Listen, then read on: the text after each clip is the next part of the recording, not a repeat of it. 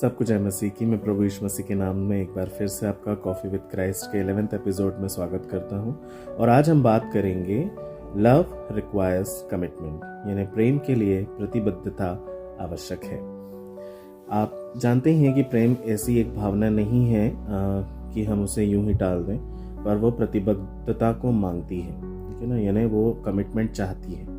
सभी भागने के रास्तों को जब हम बंद कर देते हैं, जब हम पीछे हटने के सभी रास्तों को बंद कर देते हैं और जिस व्यक्ति से हम प्रेम करते हैं उसके प्रति जब हम उसे पूरी तरह से प्रकट करते हैं, तभी हम मानते हैं कि वो सच्चा है। और जब हम किसी व्यक्ति, कार्य, परमेश्वर या किसी से भी अगर हम सच्चा प्यार करते हैं तो हम ऐसा नहीं सोचते हैं कि अगर नहीं हुआ तो मैं वापस लौट जाऊंगा अपने पुराने जीवन में। ऐसा नहीं। खासकर हम जब यहाँ पे परमेश्वर से प्रेम करने की बात करते हैं तो उसके लिए हमें पूरी तरह से कमिटेड होना ज़रूरी है। पुराने नियम में एक बहुत अद्भुत उदाहरण दिया गया है भविष्यवक्ता एलिशा के बारे में, है ना। और उनकी पहला राजा 19 के 19 से 21 में एक बहुत अच्छी स्टोरी है। जब एलिशा को परमेश्वर पुकारते हैं अपनी सेवा के लिए, तो वो उनसे बोलते हैं कि सब कुछ छोड़कर मेरे पीछे हो ले।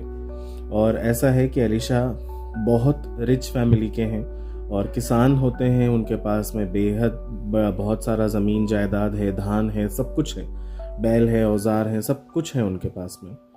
लेकिन जब परमेश्वर पुकारते हैं तो वो क्या करते हैं, वो ये बैलों को बलिदान करके कितनी बड़ी दावत करते हैं कि पूरे जो उनका जो समाज है, उनकी जो जाति है, उन्होंने कभी भी ऐसा भोज नहीं खाया था। ऐसा भोज उनको वो देते हैं। सारे औजारों को वो जला देते हैं और घरवालों से विदा लेकर वो परमेश्वर के पीछे चलते हैं। कहने का मतलब ये है कि वो अपने पीछे जाने के, यानी पुराने जीवन के रास्ते को पूरी तरह से बंद कर देते हैं। वो फिर कभी ये नहीं सोचते कि मुझे पीछे जाना है। और उसका परिणाम क्या होता है? उसका परिणाम हम देखने पाते हैं कि एलिशा कोई ऐसे वैसे नबी नहीं थे।